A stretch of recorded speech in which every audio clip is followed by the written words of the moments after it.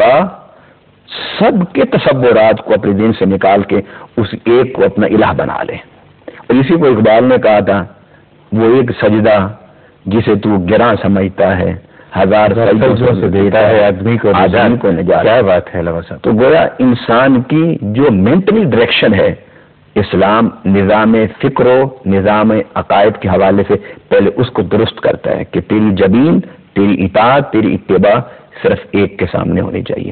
اس کے بعد پھر اور نظام آئے زندگی ہیں، نظام معیشت ہے، نظام سیاست ہے، نظام تعلیم ہے، نظام صحت ہے، نظام عدالت ہے، اور پھر چھٹے نمبر پر نظام حدود و تعزیرات ہیں. اچھا علامہ صاحب، اگر ہم بات کر رہے ہیں عدل و انصاف کے حوالے سے، ایک تو یہ صورتحال جو آپ نے واضح کی کہ جب آپ کو انصاف نہیں ملتا عدالتوں سے، لیکن دوسری طرف اگر ہم دوسری طرف نظر دوڑائیں تو ہمیں اس بات کا ہمیں بالکل واضح پتہ چلتا ہے کہ بعض دفعہ یہ بھی ہوتا ہے کہ ملزم کو اپنی صفائی کا موقع بھی نہیں ملتا. ملزم کو، ابھی وہ مجرم نہیں ہوا، اس کو اپنی مکمل صفائی کا موقع نہیں دیا گیا اور اس کو بھی سزا یافتہ ہو گیا یہاں پہ.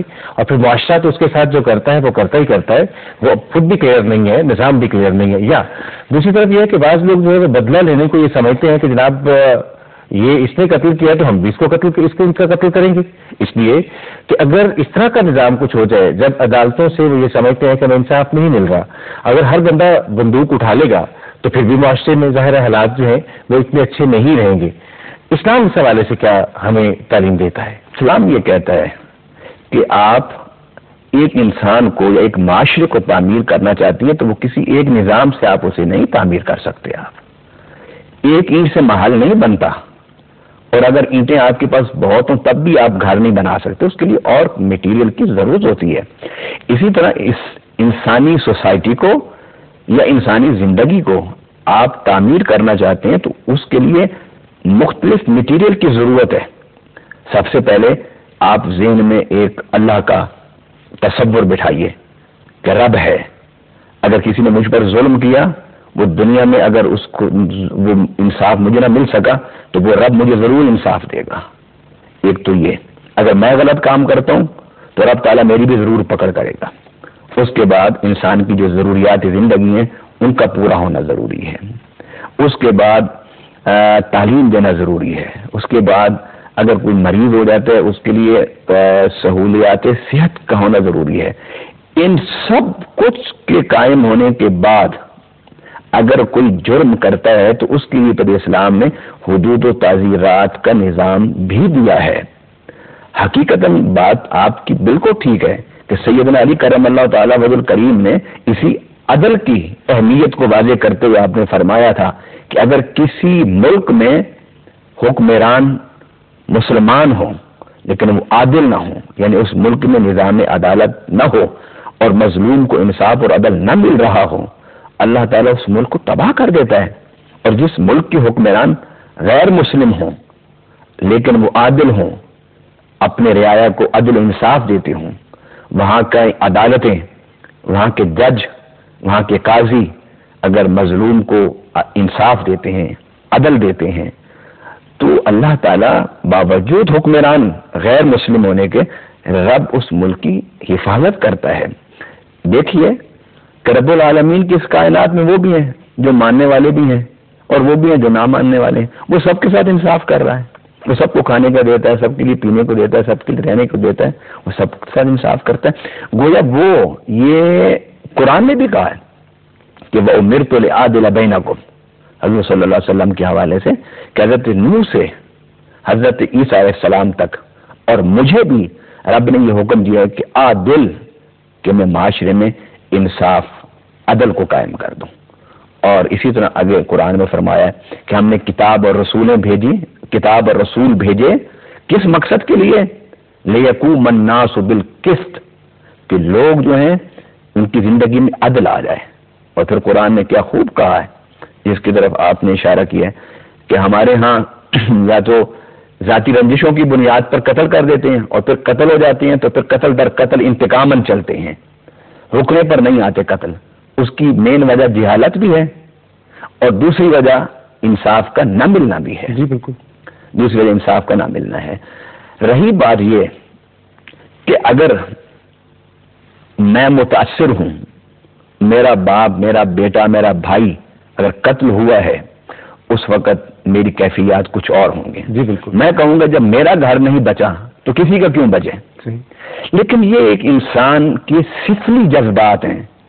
ہم صرف انسان نہیں بلکہ انسانیت سے کچھ اوپر، جس کو رب نے مسلم کہا ہے کہ انسانوں میں تو دو قسم کے ہیں نا، قرآن میں ہے نا، فمنکم مومن ومنکم کافر قل الحق من ربکم فمن شاء فلیؤمن ومن شاء فلیکفر. کہ ہم نے تمہیں ہدایت کا راستہ دکھا دیا، تم میں سے جو چاہے مومن ہو جائے، جو چاہے کافر ہو جائے. انسانوں میں تو ایسا ہوتا ہی ہے، لیکن ہم انسان ہونے کے ساتھ ساتھ مسلمان ہیں، اور مسلمان جو ہوتا ہے وہ معاشرے کے امن کو تباہ کرنے کے لیے عدل و انصاف کے تقاضوں کو عدالتوں کے ذریعے سے ہی پورا کراتا ہے. قانون کو ہاتھ میں لے کے ایک قتل کی وجہ سے پورے معاشرے کو داؤ پر نہیں لگا سکتا. علامہ صاحب آپ کا بہت شکریہ، لیکن ہمارے پاس جنرل کویسچن بھی ہیں، اور جنرل کویسچن ہمارے پاس بہت سے آتے ہیں. ہمارے مہربان جو اس پروگرام کو دیکھتے ہیں وہ بہت سے سوالات کرتے ہیں، لیکن وقت کی کمی کے باعث ہمارے پاس ایک آدھ سوال کو ہی شامل کرنے کی گنجائش ہوتی ہے. آج بھی اس پروگرام میں ہم ایک ہی سوال کو شامل کر سکیں گے. پچھلے پروگرام میں ہم نے نکاح کے حوالے سے بات کی تھی، شاید اسی سے متاثر ہو کر ہمارے پسند کی شادی پر بات کی تھی، اور اسی سے ہی متاثر ہو کر ہمارے یہ ایک مہربان ہے، انہوں نے ہمیں خط لکھا اور اس میں سوال بڑا اہم سوال ہے. طارق عباس صاحب ہیں اور انہوں نے گاؤں ہے ان کا مراڑا اور تحصیل و ضلع ناروال سے انہوں نے ہمیں ایک خط لکھا، اور خط میں انہوں نے لکھا ہے کہ جناب مسلمان کے ساتھ مسلم مرد اور مسلم عورت کی شادی کے حوالے سے تو آپ نے بحث کی ہے، لیکن یہ بتائیے کہ اگر مسلم مرد جو ہے وہ کسی غیر مسلم کے ساتھ شادی کرنا چاہتا ہے اور وہ غیر مسلم جو ہے وہ مسلمان نہیں ہونا چاہتی، تو اس کے لیے کیا کرنا ہوگا، کیسے وہ یہ شادی سر انجام دے سکتا ہے؟ مسلمان مرد غیر مسلم اہل کتاب سے شادی کر سکتا ہے. اچھا، اس کی اجازت ہے، اور قرآن پاک میں سورۃ المائدہ میں اس کی بڑی تفصیل سے، بڑی ڈیٹیل کے ساتھ اس پر اللہ رب العالمین نے گفتگو کی ہے کہ تم وہ عورتیں جو اہل کتاب ہیں، غیر مسلم ہیں، تم ان سے شادی کر سکتے ہو. اچھا، ان کا مسلمان ہونا غیر مسلم اہل کتاب کا شادی کرنے کے لیے کسی مسلمان کے ساتھ شرط نہیں کہ وہ مسلمان ہو. کسی بھی اہل کتاب سے آپ شادی کر سکتے ہیں، اسلام میں اس کی اجازت ہے. بہت شکریہ علامہ صاحب آپ کا. اور آپ کے ذہن میں بھی اگر کچھ سوال ہو اور آپ یہ چاہ رہے ہوں کہ ہم اس سوال کو اس پروگرام میں شامل کریں، یا کوئی ایسا موضوع جس پر اب تک ہم بات نہ کر سکے ہوں، آپ چاہ رہے ہوں کہ ہم اس موضوع کو اس پروگرام میں شامل کریں، تو آپ ہمیں ضرور خط لکھیے. خط لکھنے کے لیے ہمارا پتہ بڑا آسان ہے، انچارج پروگرام اسلام اور انسان، Pakistan television centre, 21 Mahmood Ghaznavi road, Lahore. اور اگر آپ کے پاس ای میل کی سہولت ہے تو آپ ہمیں ای میل کر سکتے ہیں info شفاعت رسول info SHAFAATRASLL info شفاعت رسول @yahoo.com. علامہ صاحب آپ کا بہت شکریہ کہ آپ نے ہمارا ساتھ دیا. انشاءاللہ اگلے پروگرام میں آپ سے پھر ملاقات ہوگی، اور آپ سب کا بھی بہت شکریہ کہ آپ نے ہمارے اس پروگرام کو دیکھا. انشاءاللہ اگلے پروگرام میں آپ سے ضرور ملاقات ہوگی. اپنے ارد گرد رہنے والوں کا بہت سا خیال رکھیے گا. اللہ حافظ.